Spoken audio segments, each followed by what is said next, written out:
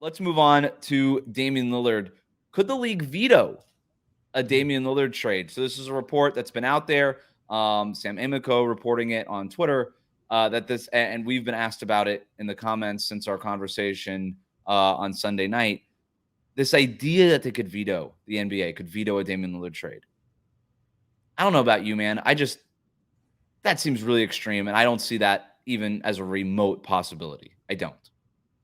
It seems really unlikely. I know everybody keeps pointing to the Chris Paul argument and that it's vetoes happened before, but the NBA gets involved in a public way, the way they did by issuing this memo and making sure that they, at least publicly, seem like they're protecting small markets' best interests and things of that sort. But to go to the degree of saying we won't allow this team to consummate this deal seemed so extreme and so unlikely that I just cannot think it's even a possibility. Like you made you made a really good point before we started recording, the difference between the Pelicans or the New Orleans Hornets thing and Chris Paul and this one. Right. And what was that point?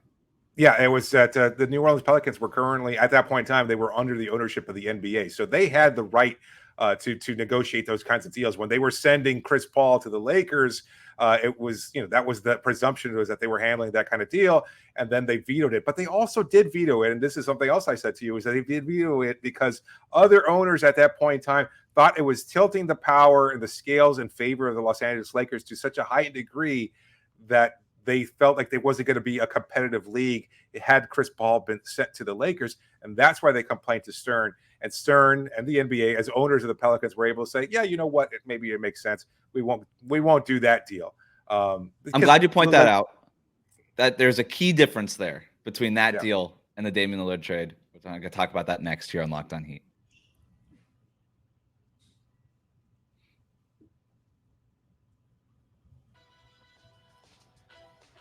Thanks again for making Locked On Heat your first listen every day. Make sure that you're subscribed on YouTube and on your favorite podcast app. Next week is Dwayne Wade week, celebrating his Hall of Fame induction. Make sure that you are locked in here for all of our Dwayne Wade content, interviews, countdowns, rankings, all the fun stuff. We're going to have it here all next week. So the key difference between that Chris Paul situation, I know you know this, David, but this is for the listener. The key difference between that situation and this situation with Damian Lillard, and you make a great point about how other owners from other teams complained about that, partly because there was some questions about how available was Chris Paul really, and what were those trade negotiations really like, and other teams felt like they didn't have a fair shot to make an offer for Chris Paul.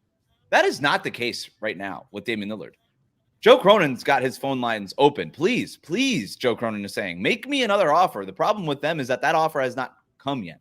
So for the league to veto a Damian Lillard trade to Miami would require, I would think, owners and general managers outside of Portland, because they're complaining about everything, outside of Portland, for them to complain to the league office.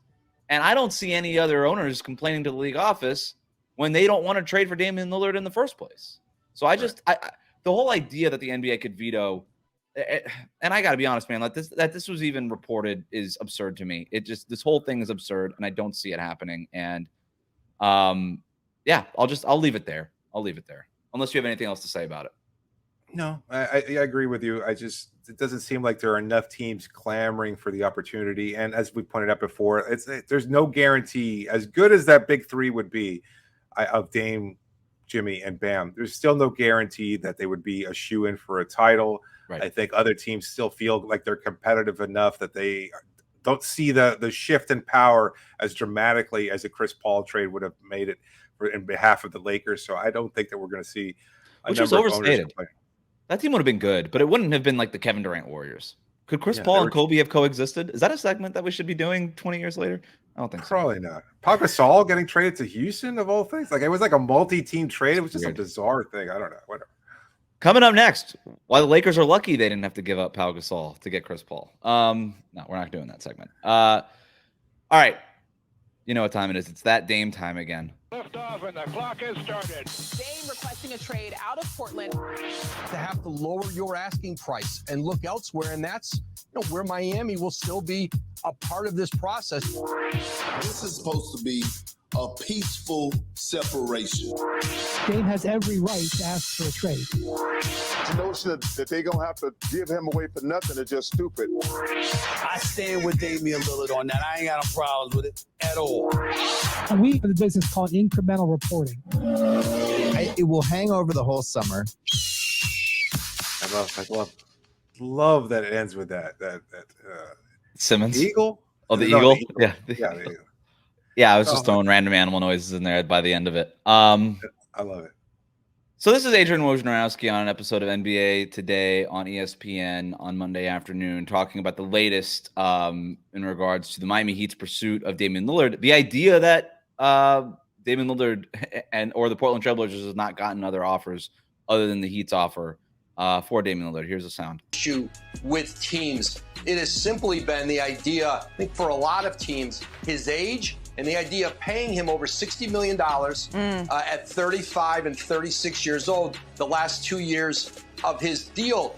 So certainly Miami remains a team, I think, most motivated, that has enough assets to eventually perhaps outbid the market.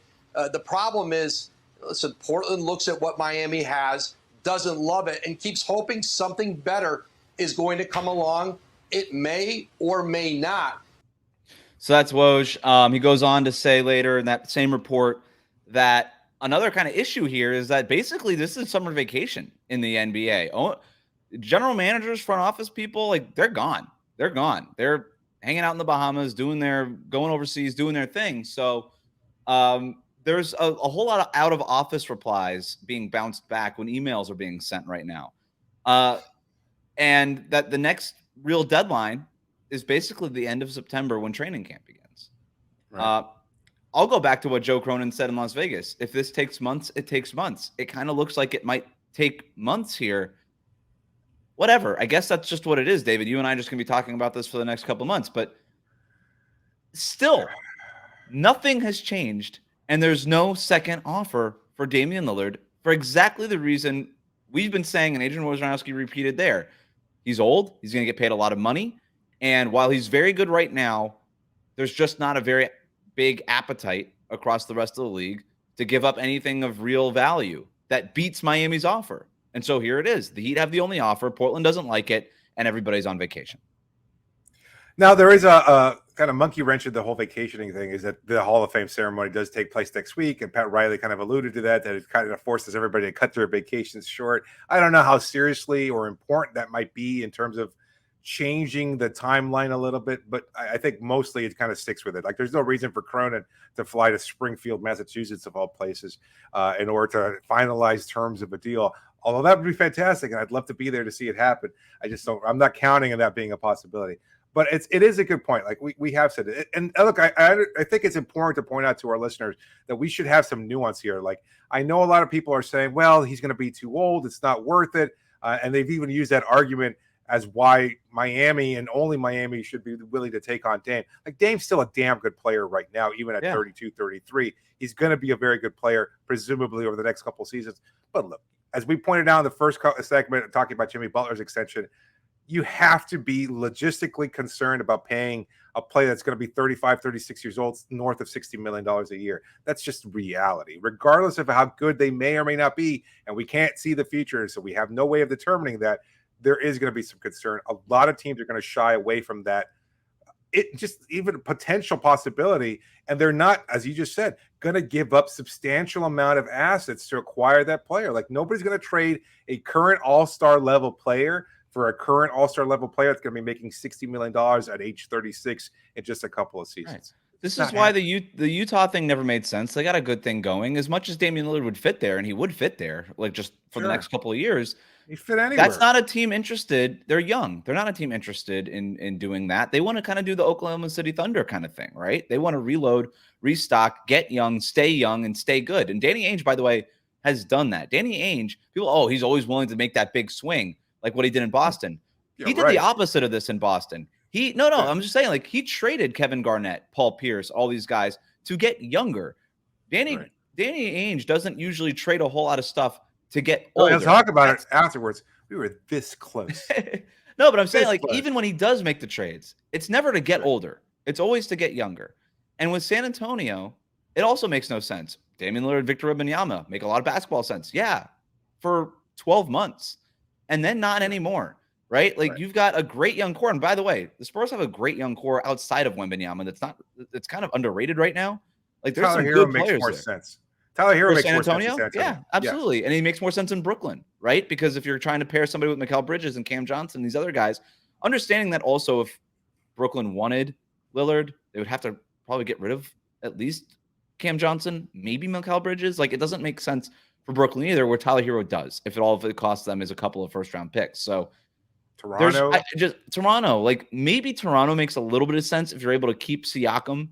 And then it's like, okay, we got Jakob Poeltl, Siakam, Damian Lillard. Like if I'm Toronto, I'd at least explore that. But if it costs you Scotty Barnes, that's a non-starter for me. Okay. So maybe you weren't willing to pay Fred VanVleet. And like I understand there's limitations on that, but why would you be willing to pay Damian Lillard $60 million if you weren't willing to pay? My argument is that Van Lillard's Vliet, like really good, and I'm not sure VanVleet is. But I mean, but point taken. Like they haven't been shown that they seem to be wanting to get younger, to your point, not older. And if they wanted Lillard, they could get Lillard. Like they could have made the offer, and they haven't made the offer, and we just haven't heard that second offer. And maybe we might not, while Masai Ujiri and all these other basketball team runners are out on vacation. So I have. You think this represents like Woj's comments kind of represents a shift in the way he's pseudo reporting this, like not necessarily with the pro Blazers bent that it seems like it's been. Like he said pretty frankly, like right now there are concerns from other teams, and there doesn't seem to be any team other than Miami that's poised as well to acquire Dame, and that their offer just might bear out the market. It just might be the best offer available, even if they just made minor changes to whatever it might be. Like there might not be a better offer at this point. I think the anti-Woj stuff has been a little overstated because it when he came out with that story saying that Portland is going to be willing to wait for a better offer from Miami or from somewhere else, that's when he got blasted 2 weeks ago. Like, oh my God, he's just their mouthpiece now. But yeah, for whatever reason, he's been right. You know, like there's still no Damian Lillard trade, and we have no idea if and when it's going to happen. So I don't know that it's so much a shift in the Woj stuff. Now there were some things there that were very blatant pro Blazers thing. I'm not letting them off the hook completely. I just think it went a little, as most things do online. It kind of goes way too far in one end of the extreme. I don't know. I think he's been pretty consistent in just saying that it's going to take a long time. He just looks more right now than he used to because it has taken a long time, and it looks like it's going to continue to take a long time. So I think maybe the conversation around it has shifted, and he's been pretty consistent. So, all right, that'll do it for us today. Thanks again for making Locked On Heat your first listen every day. Hit that subscribe button on YouTube. Follow us on your favorite podcast app. Again, if you missed our programming note the other day, in August, we were technically the off season. You and I aren't going on vacation necessarily, but we are shifting down from 5 days a week to a minimum of 3 days a week. So we might be more than that, depending on breaking news and things happening and conversations that we might want to have. But at the very minimum, it'll be 3 days a week for the rest of this month. And we'll figure out next week. Except next week, it's Dwayne Wade week. And so, yeah, we're right back to 5 days a week. So who knows what I'm even saying? Maybe be more than 5. Who knows? Maybe it'll just kind of balance out that way. We're just going to be pumping out Dwayne Wade content, man. And by the way, if you need some Dwayne content in your lives right now, we did last summer a whole rewatch on the 2006 NBA Finals. We had so much fun doing that. It's up on the YouTube page, and it's there in your podcast feeds if you want to go find it. We had such a great time revisiting those 2006 Finals, and it was on – Dwayne Wade was even better than you remember. Like, he really was. Yes. And so if you need that D-Wade content right now, go check that out. It's up there on the YouTube page. It's up there in your podcast feeds. But, David, it's been good talking. We'll do it again soon. Hopefully so.